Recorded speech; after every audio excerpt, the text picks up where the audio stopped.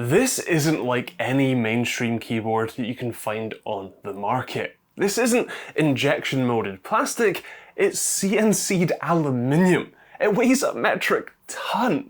Okay, specifically it's 1.8 kilograms, but for a keyboard, that's an absolute brick.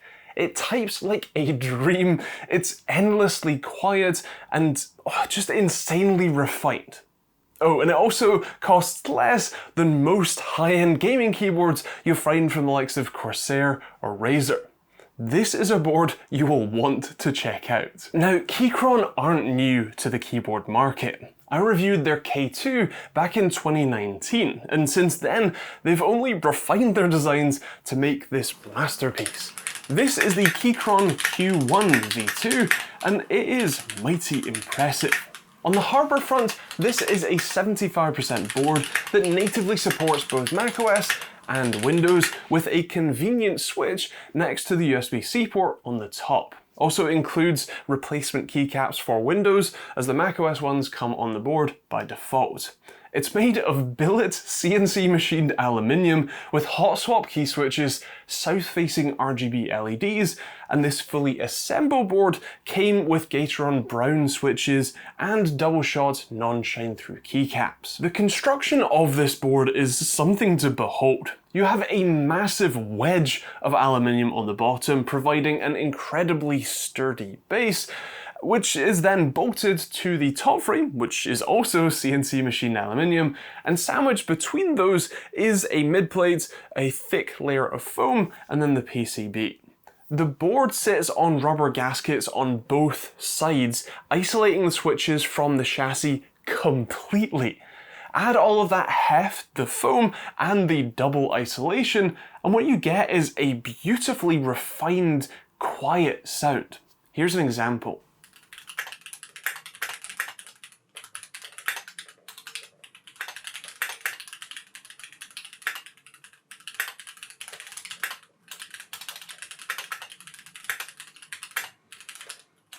The only part of the sound that I'm less of a fan of is with things like the spacebar. It's a little clacky, but I think it's only obvious thanks to just how soft and subtle the rest of the keys are. It does have a bit of a ring to it if you hit it fairly hard, but as long as you aren't spamming the thing, I don't think you'll notice it much. The OSA style keycaps are remarkably nice. They offer a pretty good profile, height, and a pleasant aesthetic with their rounded face. They are just cherry stems though, so if you do want to pick up a different set, you're more than welcome to. The same actually goes for the key switches. Well, you can buy this Q1 with anything from Keychron G Pro Reds, Blues or Browns, the Keychron Phantom Yellows or Silvers, or even Keychron's own K Pro Banana switches. You can stick any MX style 3 or 5 pin switches you'd like in here for the total customizability. The Keychron brown switches that came with this one are pre-lubed, which always offers a beautifully smooth typing experience. The tactile bump is pretty light, but is still noticeable, especially compared to a linear style switch.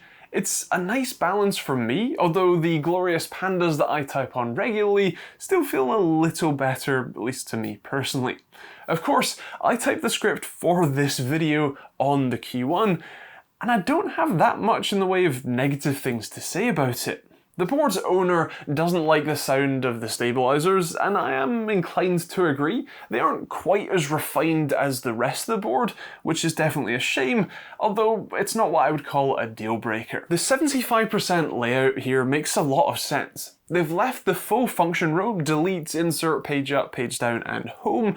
Perhaps I would have asked for the end key as well by pushing that row a few millimeters further out, but you can always map something like FN and home to be the end key instead, so it's not exactly a big deal. The default second layer functions all make sense too, save for the RGB controls, which aren't listed on the keys like the secondary functions on the function row are. FN and tab is what enables or disables the RGB lighting, so it might be nice to have that sort of maybe ninja printed on the front edge of the keycap, but still all of those settings are laid out quite well, and if you do need to use them, they're relatively easy to memorize. And actually, speaking of the RGB, Because of these non-shine-through keycaps, the RGB effect is pretty muted. You get little portholes of RGB light when looking at the board from a sort of shallow angle, or a slight aura around the keys when you're sort of looking from more directly above, but the reason that I like keyboard backlights is that, especially in darker environments, it makes it really easy to see where your hands are on the keyboard, where all the different keys are. But this style, especially with the non-shine-through keycaps, just doesn't give you that effect, which I think is why the board's owner leaves the RGB off. Now, since we've talked a little about mapping keys and the RGB lighting, it's probably time to talk about the software side of things. This is an open source keyboard based on the QMK firmware and uses VIA for live configuration. You can head to usevia.app and select your Q1, and then in real time control all of the mappings for all 4 layers, control the lighting, and even test each key. The UI isn't the most intuitive, like why are there 2 different sets of lighting controls that you can map? But it doesn't take that long to get used to. Being a web app, it's super simple. There's nothing to install. You just allow your browser to connect to your board and get tweaking. If you wanted to tweak the board further than you can via just the VIA configurator, the firmware is open source. The board uses an STM32, so it's very easy to work with, and Keychron have even left the SWD ports easily accessible and labeled if you want to tinker even further. Considering the price of this board, a whole lot of work has gone into making this a top-notch and configurable offering, which I suppose nicely brings us on to the price. Now, bear in mind that Corsair's top-end model costs around $250, as does Razer's top-end offering. This absolute brick of aluminium and top-notch design, $170. Even if you were to add another $30 from shipping from China, that's still a considerable saving for an unquestionably more premium, better built, and better feeling board.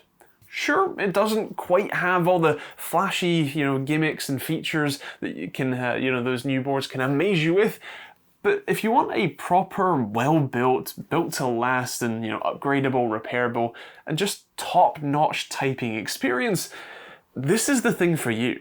What's even better is that if this 75% design isn't your style, they offer a collection of different styles and layouts, including a full-size board, which it's very much my preference for.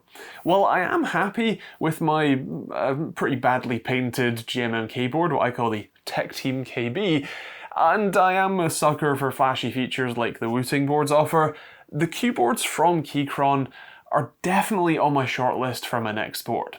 Hell, with how great this feels to type on, it might actually just supersede everything. Also, as a quick addition, this is Keychron's wooden wrist rest, and it is incredibly nice. It's also not ludicrously expensive. You can purchase it at the same time you're purchasing your Keychron, so definitely have a look, because this feels really nice. It's well shaped, has big rubber pads on the bottom to stop it from sliding around. And yeah, it's pretty good. But with all of that said, those are my thoughts, but I'd love to hear yours in the comments down below. I know keyboards are definitely a sort of personal preference topic and somewhat sensitive to certain groups, so I would love to hear your thoughts in the comments down below. If you want to check out the Keychron Q1, I'll leave a link to their website in the description. That's not an affiliate link, it's just where you can buy it. And that's kind of it. If you want to see more videos from me, probably not necessarily keyboard reviews, as I'm not quite a keyboard reviewer as such, but every now and again, or more standard tech reviews, and also the products that I make, like the open source response time tool, hit the subscribe button and turn on the bell notification icon. There's also plenty of other videos on the end cards you can check out, and there's also a load of links in the description that you can use to support me in these videos. You can do so through YouTube, Patreon, pick up a hoodie or t-shirt like this one, or if you're buying from places like Overclock UK, there's an affiliate link down there in the description that doesn't cost you anything extra to use, but does help me out. Otherwise, that's kind of it. I hope you enjoyed the video, thanks for watching, I'll see you all in the next one.